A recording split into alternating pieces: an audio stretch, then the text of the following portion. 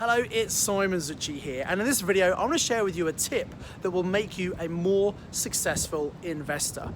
So one of my favorite sayings is, you don't know what you don't know. I've been investing in property since 1995. I've been pretty successful. I've also made lots of mistakes, and I recognize it's far wiser to learn from other people's mistakes rather than making them yourself. So having an open mind, recognizing you don't know everything, is a really smart thing to do. You can always learn from other people.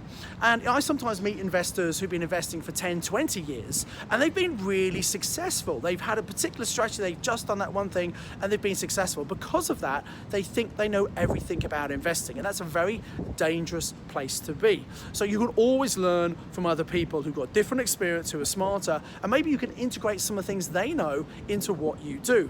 So I'm here in New York City at the moment. I'm here for a holiday, and wherever I go away, I like to connect around the world with people I know. And there's a friend of mine who's actually a real estate agent here in New York, and he sells property in Manhattan, in Brooklyn, in Queens, in the Bronx. And basically, he doesn't sell individual apartments. Instead, he sells entire apartment blocks. So as you can see, we are surrounded by apartment blocks here in Manhattan. And these things go for typically anywhere between $5 and $100 million. Now that's not the kind of size property that I would generally buy. But I thought this guy's got to know something that I don't know that maybe I can use. So we were chatting, and it turns out that here in New York, they have protected tenancies on some of their properties. Now, I think this is interesting because there's talk that if the Labour Party get into the UK government, one of the things they might introduce is protective tenancy. So I was curious how it worked here in New York. So what it means is the local council designates some properties as a protected tenancy, which means the landlord cannot charge whatever they want. They can't charge the free market open rent. They have to charge a restricted rent, and they can only increase that by a certain amount each year. Now what that means is, because the rent is capped, it means that the value of the property is also less than it would be if it was a free rent where they could charge whatever they want due to market prices.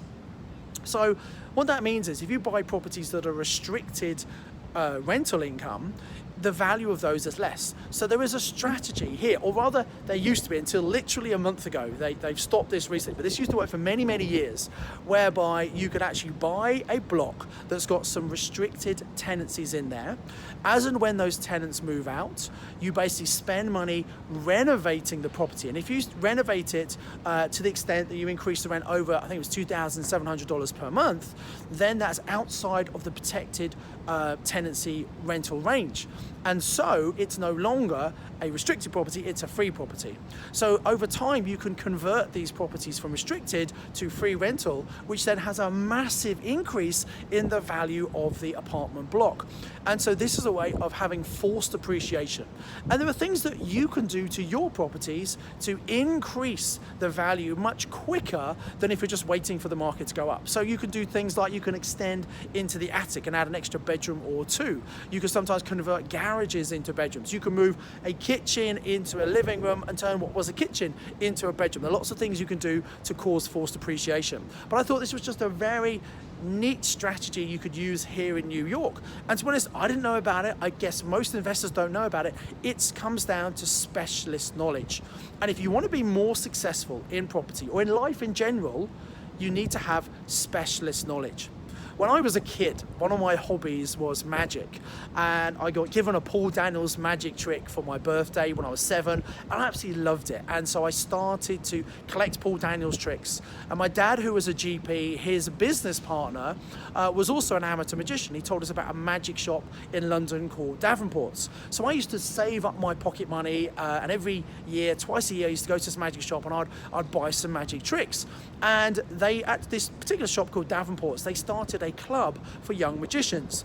And I would go along there, and actually I would learn a magic trick from a professional magician every week, and I got better and better because I was learning from other people rather than just learning myself. Because all the other young magicians there, we used to do a big Christmas show each year, and I would learn from them in terms of their presentation style and the jokes they'd use, and I became a much better magician by learning from those people. Now, I became so good that actually I started to do children's parties. And you know, when I was 15, 16, I'd do like a 40-minute magic show. This was back in the mid to late 80s, and I'd get paid like £20 for a 40-minute magic show, while some of my friends were starting work, and they might work in the local newsagents, and they get paid £15 for an entire Saturday to work there. So again, this is an example of, because I had specialist knowledge, I had some skills and knowledge that other people didn't have, I was able to apply that, and I was able to earn a lot higher money because I had those specialist skills.